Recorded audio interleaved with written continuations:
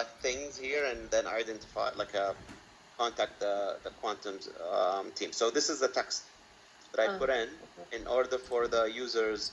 I ask them to have a read-only user, always read-only, and additional to their specific role. And please reach out to support team if approval or dealer role are required. And then so Ahmad, on this thing, the form creation itself, currently we have a certain form in tracks, and I have actually sent a note to the IDM team, how easy it is to like add additional questionnaire kind of a stuff that Lou's wanted to do. So this form that is created, did you create this whole structure of as to what attributes go in there and all that? Okay, so we can, it's in our control. Everything's under your control. So this is like the text is like this step that I'm showing here. If I go to the build form, you can add as many fields as you want. You can define how you want it to show. How you want it to look like. So that's the nice thing about it. So here, if I move to next, it will not allow me. So I'll delete it and then move next. So here are the entitlement fields. Like, what are you looking for the user to select? For quantum, we have groups. So we have groups and we have other things like a dealer, if they want to be a dealer, if they want to be able to post to a closed period and all those kind of things. But, the reason why I chose the only access the group for now is just that if you look at the fields, there is nothing like I wasn't able to find, exactly what I needed from quantum perspective, because, IDM worries about, other things that what I'm looking for. They look at, business, account type, account. So they give you some things. So you may have access level, depending on how you want to configure things. For us, it made sense to have the groups first, and then we wanted to go from there. But you can have as many as entitlements as you want. You can add, you can remove, and you can do all those things. So what that will do, so since I added access group only, that will add this control here for the users to select from. Okay. So that's the building of it. So here it's a small thing that they will look at. They will tell you, okay, you want to access group, you want it multi-select. Tell me what's the fields that you need or what the group names. So these are the group names that we have in Quantum as of today. And then the way they want to manage this, they manage it through a template. So here, if you think about these groups, you may have different approvers for different groups. How did you add those fields? So that's the second step, is that the template that they provide to you. And if I download this, so it will download an Excel file, right? And in this Excel file, so if I need to do any changes, I'll open up this Excel file, and within it, you'll see that I have the group name. So they give you instructions, but they tell you, okay, if you have entitlements, you need to give me who's the approver, a description of that. Is this HPA or not? So you'll populate this, and then once you populate, so in the download I have, I downloaded one time, so I can show you one that I used in the past. So let me see this one. You can build the entitlements hierarchically also, right, Ahmad? Within a certain group, it may be like multiple levels of permissions that are required, and we can probably give like a view versus, edit kind of a thing. Okay. You can do all of that, but that one thing I was trying to do, it will complicate a little bit of your file, but it's doable. That's not doable. Okay. But if I can show you, let me show you one that I tried. Security setup, and here. So in this file, I attempted to add other attributes that I need. Like, I have an admin group. I have, like, all these are my groups. But if you look at it, I have access role that I want to give them is either approver or a dealer. And then I have another, something I call the account type, can post into interim close or can import data. So what's happening, if you see, it's kind of Cartesian product of, okay, if you add access role, it will add admin, and it would add approver, and then add admin and dealer. because I added the access role as two things that they can ask, ask for. So that's where it gets a little bit complicated. I felt, but it's doable. That's not doable. But I think this is more of decision tree for the approver, who's going to be approver. Because if you have an approver, which is an admin, probably it's going to be someone like a manager that will be approving that. But if it's a dealer, it's someone else. So that's the reason why they have all of these IDs. Like if you look at it, there's many combinations. They give you the flexibility to say, okay, for any flavor that you have in your system, if you want us to have a different approver, you can have it. For me, when I was testing, I just said, okay, I'm the approver of all the requests. So that's kind of the purpose of this file is just to look at the attributes that you need to collect and to give you an approver for each flavor that you may have. So that's kind of what's happening. So going back to our form building, you go back to IDM, you say, okay, I downloaded, you populate it, then it asks you to, okay, can you upload the completed entitlement file? You upload that Excel file that you populated, and then you can preview your form, which will display the form like this. Yes, sir. Oh. So, where can we build this SOD? Like, for example, I don't want the same person to request 2 roles.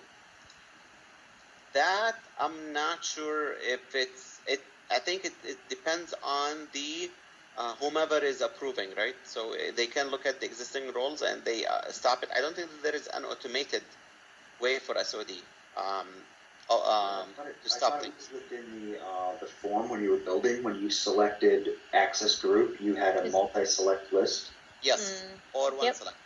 Yeah, so it would be select box or something. Yeah. No, but you also can have someone that requires, like in our case, we needed everyone to have a read-only access plus their functional area. Because, right, so that's where, it's not, like I wouldn't say that there is a solution, but you can design it in a way that, as Jamie said, I can, instead of having a multi-select, I can ask them to have one select. And as they select things and as the approvers look at it, because they can see what type of roles that they already have, and based on that, it becomes a responsibility for the manager or for the approver to say yes or no, based on the SOD knowledge that they have. KK, do they have it currently? Like in your current IDM, So do you guys have the SOD built already? Correct. Basically, like if you are an approver, you will not have any other role. So in that case, then maybe there is a way, KK. It's probably just understanding how to use those entitlement fields and building the hierarchy. Yeah, on this level you want, but I would say that you will be able to do that in the Lambda level, because if IDM is a collection of data, so it will collect exactly what the user is asking for. It will tell you that Ahmad came and asked for these. It will send you a JSON, but after the JSON, they don't care what you do behind the scenes, right? You can build your own logic. If there's a logic that you need to build, you can say, if the problem with that approach is user wouldn't know, right? So it's not real-time feedback. Once you submit the request, maybe email, I don't know. I'll check. Can you put in the text field itself, like wherever Ahmad was showing, please select read only. In there you can put that clause saying that do not select more than one role. If you're an approver, you can select whatever that snippet that you want to. Yeah. I would say it's real time as well, because as I will show, once from IDM is expecting you to send back the results, saying is it a success or not, and if it's not a success, it will send back to the user the response. So if I show you some of the emails that I got, but it is SQS, right? So you put the message in the queue. I will process whenever I get my turn, but you will later receive the feedback. So I would tell you like how they do it. So let me see an email. So here, what we're doing. So this is a user that requested something and got a failure, right? Yeah. So here, user already exists. and this is a message coming from Quantum. So the user put in the request, and then email. Okay. yeah. So in the email, we can send them the reason why it failed. So here you see failure. It failed because they requested a read only, and they already have read only. So the system did not know what to do, so it failed the thing, right? Okay. You may not So see it on screen, but you will eventually. You won't see it, but you'll see it in the email. So the email that you sent back, you can give the feedback back to the user. Okay. Okay. Let me see what else here. Yeah, same here. If you look at this guy, probably it's the same. Actually, see here, already exists, and actually for each of the requests is sending that this guy got 3 thing, and with explanation why it failed, because they already have it. Why you don't see the explanation for the other 2? It is, so if it's the same user, so it's Viliminiti, and if you look here, it's Viliminiti as well. So it got into the user got 3 specific emails for each of the role. So first time risk management says that you already exist for that role. The next one says you already exist in the read-only role, and my guess is that this guy is. So it's not consolidating. It's sending 3 different. Yeah. Because they look at it as different events. Because each one is an event in IDM. Okay. Yep. Okay. So that's kind of here is once you get the information, the next step is it becomes like let me see if I can hack into the thingy, upload the file. I'm gonna upload the same file that I got in the downloads. Actually, let me do this. Populate with the current system entitlement and approvers. Download. So this will give me the latest file that I have in test, and I can do the deployment. Okay. So this should give me my ID. See, it gave me all with my ID. So what I'm gonna do is I'm gonna upload. And from my downloads. If a user requests access, right, Ahmad, it goes through a series of approvals, right? Where do they log in and approve? Is it in the application? They log in into IDM. So IDM. it comes to me like by approvals. That's where it comes. So here is I uploaded things. It tells me, okay, I need to add. It gives me a look and feel of how it's gonna look like before I proceed. Okay. So this is how the form is looking. These are the roles that I uploaded, and it says, okay, are you good? I'm good. So continue. Now, based on the approvers of things and based on, just give me 1 second. It has 2 levels of approvals probably, right? One is at the manager level, who they report to directly, and at the app level. Yes. So you can say, okay, I sent you for each of the role, whomever needs to be approval. If I need the HR manager to approve, I say yes or no. So it's no. Application level approver who owns the application will have to approve as well. So for us, it's no and no. And then next, it says, okay, these are the information that you wanted. Blah, blah, blah. Okay, user provided us with this ARN. These are the information. You want to look at it again before you deploy. You say, okay, whatever. And I say deploy. So once I deploy, so what's happening? So it says, okay, your information has reached out to the application has submitted for processing. This is a new. Usually you used to deploy it immediately. Just because I know how this guy works, so as I deploy, before it used to give me the information immediately when I deploy things. Now it's taking time, but this is kind of the information that I will get. It will say, okay, now we created a queue for you on the IDM side, which this is going to be the starting point for the Lambda function. So when Ahmad goes in and requests the access to Quantum, we are going to send you a message to this queue. Okay? When you finish the work, you need to send us a message with a response to this queue. So this post-provisioning. Post-provisioning. And then, on a monthly basis, the aggregation file needs to go to this S3 bucket. So there is two Lambda functions that will be created. One is to process provisioning, which is you receiving the messages and the responses from the application. One for and aggregation. on a monthly basis, you'll create the aggregation functionality. Okay? Good so far? Yeah. Okay. So let's move to... So Ahmad, one question I have, sorry. The S3 bucket that you have just showed, right? So the Lambda functions, again, it's basically both are on the application side. So the first one where it is the provisioning queue resource, that is something that would be initiated from the IDM side, right? Yeah. And then the post-provisioning queue resource, that is something that would be invoked from the application side to IDM, whether it's a success or a failure. Yeah, it's a request. I will look at it. This is a request and this is a response. It will happen on the same, with yeah. So if you look at it, like this will be received by Lambda. Lambda will do the work, and then once Lambda is done, it will send the response to this. It's just only one Lambda function, then it's not like two Lambda functions. Okay. That might. Yeah. That will trigger an email. The post processing, once Lambda sends the response, it will trigger an email saying your access is provided to the user. Yes, IDM will take care of that. So it's hidden from us.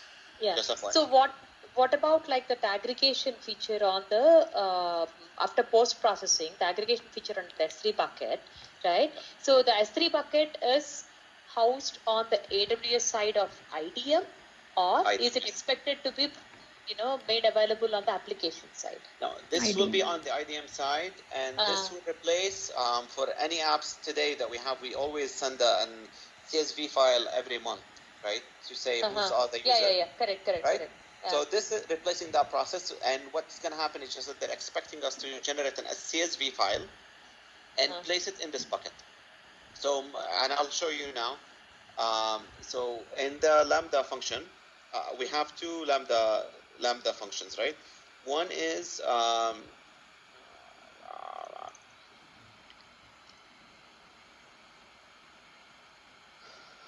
one for provisioning, which does the post and the provisioning, and one for the aggregation.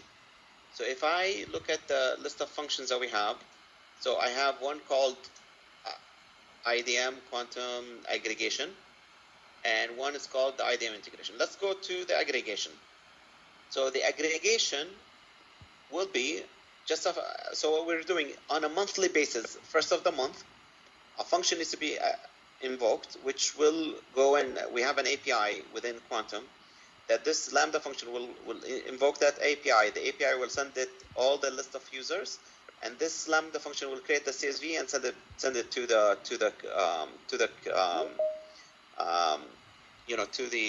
IDM bucket. So here, if you look at it, we have an expression. So the expression is, I think this one, this rule is to run the first of the day of the month. So you have a cron job just to trigger the Lambda. So on a monthly basis, first day of the month, this function will be triggered. And that will go and send the things. The reason why we have another one, as we were doing the testing, we created an an aggregation role or a cron job to run every 5 minutes. Okay. So what this is doing is just calling the code for the aggregation. And the aggregation, if you want to look at it, there is the documentation. I'll share it now, but let's keep on the Lambda functions first, and then I'll jump into the documentation, how to figure out the coding and all those kind of things. For the integration, so the integration, we listen to a queue. So this Lambda function is available whenever we get a queue message. So we have two queues. So this is a queue that IDM, actually this one. This is the queue that was showing up here. So if you look at the ARN, this ARN is what we have set up here. So this is the same ARN here. Okay. So we just add a trigger saying this Lambda will be triggered by this queue. And whenever you have a message here, just execute the code. And what the code will do, we don't have, if you notice that we don't have anything in here to say which is the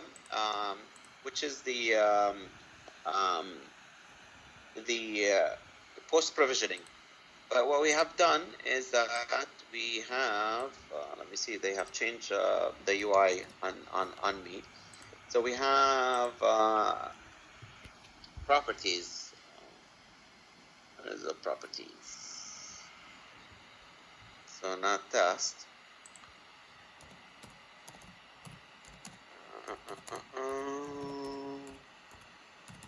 Code signing, not environment variables. So within the code will read, okay, where do I need to post the results?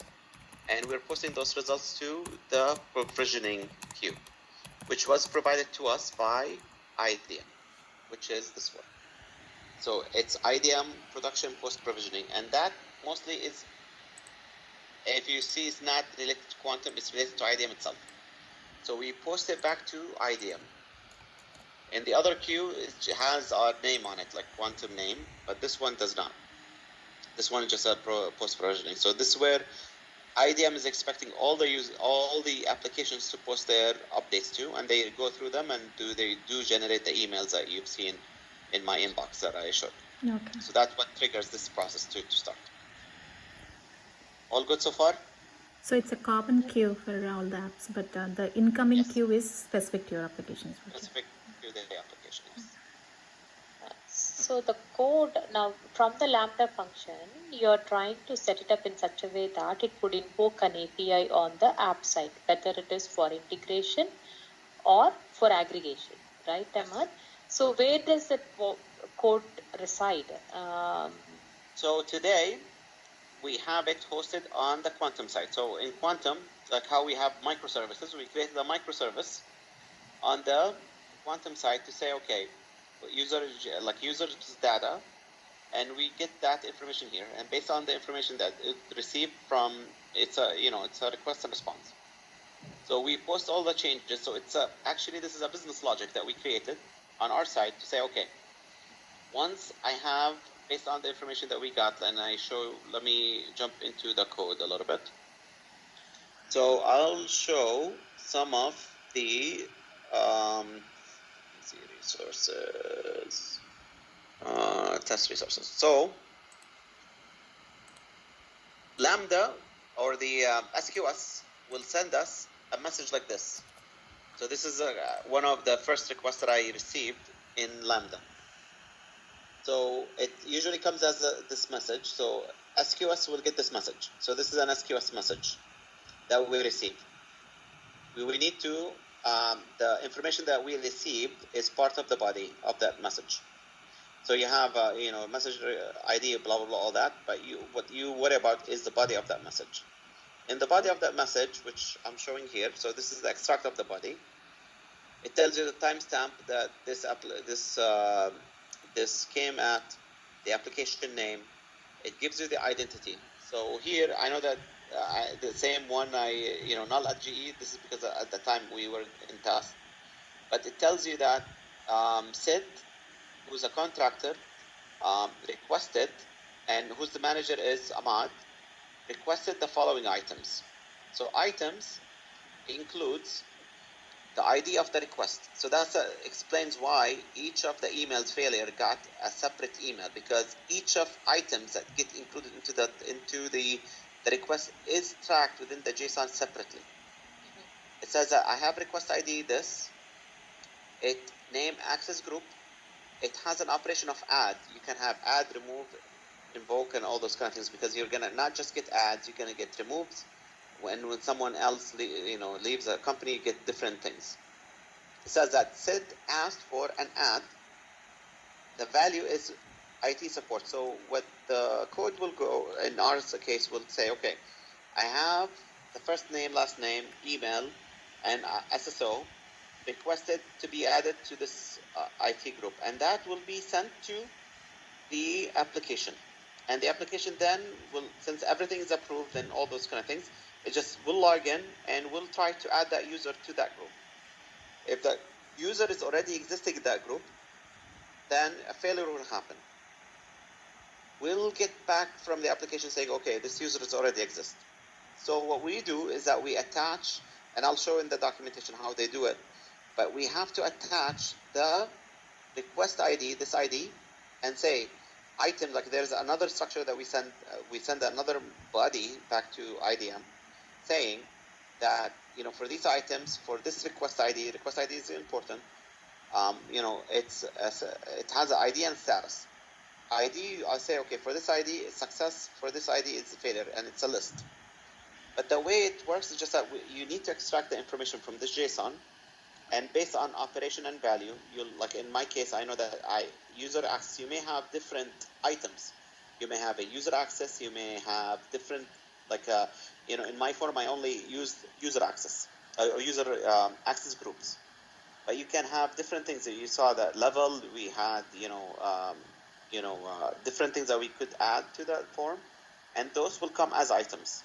So all of that will come as an item and tells you exactly what the user did the operation and what's the value that they selected.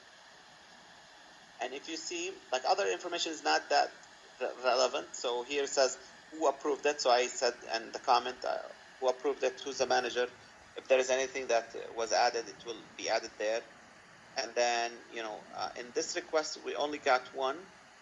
And it just gives you different, approver, whatever, all those kind of information. But only thing that I would say, for all the items, this here, we have only one item coming in, one request. But you may have an aggregation of requests that comes in because we allowed multiple sections. So that's where we take it. We created the Lambda function to handle it. And most of the code was kind of provided by the IDM team, but we built things on top of that to kind of serve our purpose. But the way the function will work, you get an event, and from that event, as I mentioned, we only get the body. We don't care about the other things. And then we have a function for provisioning. In the provisioning, we read the information, and then so the read value of the mapper, we read all the information that we have, and then see what they do. Okay, so is it a database insert, Ahmad, for you on Quantum side for these access yes. requests? Okay. Yeah, it goes as a. So here is where the Quantum API. So they do parsing of the information, and then this is how we call Quantum. We just set, if I show, so here is the URL, the encoding of the URL. It gives you the action, like the ID, the SSO.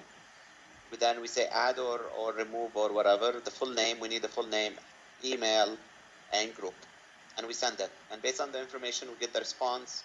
And then once that response is done, we do I think, let's see, what is the things that we do? But we do this, and then we have the post provisioning where we send the message back to. So here is once we post provision. So we did the provisioning, and then we do post provisioning, and within that we open up a connectivity to SQS. We say, okay, we want to connect to the queue, and what's the region for that? And then from there we get the the environment variable that I showed. Is that we get the queue name. We assemble that information, and then we post the response back to the IDM, and the IDM will take it from there. So we get, I think, send the message. Once this is done, our job is done. So we got the information, we process the information, and we send it back to IDM, and IDM will take care of the sending of the email. Okay. So Ahmad, for the Quantum piece, yours is like a brand new application. So this is something that you have done from scratch, right? Everything, all the piece of code and all. Now today we already are utilizing APG. And Akana is replaced with APG now. They send like a web request, to Trax endpoint, and that's how they. So again, it's almost like that. Can we repurpose any piece of the code is a question for IDM team, correct? So from IDM team, their process will be the same, right? So repurposing, I would say, probably will be on the when you create the Lambda. So once Lambda gets the information from IDM, it's up to you to decide what Lambda will do. For us, we had to build an endpoint for it. Okay. For you, it's probably something else. If you know that Apigee or Akana or whatever system that you want to use, you can call that, and that will give you the information or validate. No, that's something that we want to remove from the equation, right? That's why we're going to SQS connected. So current integration with IDM is via a PG or again now it's a PG only. We'll have to only talk about a PG for us, and that is what has to be replaced with SQS. That's where I'm seeing it's a web service request that comes to tracks. Now, whatever code that you have showed where it reads the JSON and then the body and then tries to invoke a certain API or whatever within your application to insert that record into the database for the integration. So that piece we will have to figure out how the current thing is. So, we repurpose some pieces of the code. We don't have to completely reinvent the wheel. So that's where I'm trying to get at, maybe since IDM and a PG team has the current integration, those two teams will have to be involved to understand, what exactly is done, and then if there is any pieces, we can move over to the SQS thing. Does that make sense in your, from what you have seen so far? Yeah, it does make sense. So you're going to eliminate both. I know that they call it the custom IDM workflow at the time when I started this, and that, for me, the reason why they wanted us to kind of migrate to this because of the self-serve flavor. Correct. Because you remove that dependency on both teams. So, from IDM, I have the controls. I can do whatever I want. Only thing that I'm getting is just that whenever someone go to the IDM and add request to our application, the Quantum application, it's coming to this point. So it's coming to this queue. And from this point, we decide what is the path. You need that information. So you got the information from IDM. Then you decide what that Lambda will do. If it needs to go to tracks, then you have an API that allows user to be created already with tracks that you can leverage. Then this Lambda function needs to massage the data to take it from the form that you got it here, which is the body in our case, in Quantum case. So we looked at the body, and from the body, we looked at the information that makes sense to us. And we extract the information, created our own JSON object, and send it to the API that's needed, because that's how we designed it. In your case, you'll do the same. You'll look at the information, extract the information, and design it to the way, or format it the way that tracks will accept it. And then once tracks send you the results back, because you send the request, you post the request, and you get a success or failure, your Lambda function needs to interpret that and send back the response to the IDM, saying that, to the post provisioning, saying that, okay, I got the information from you, we did the work, and this is the results for each of the request ID that we received. Okay. Yep. So that's how this kind of work. At the beginning, it looks like it's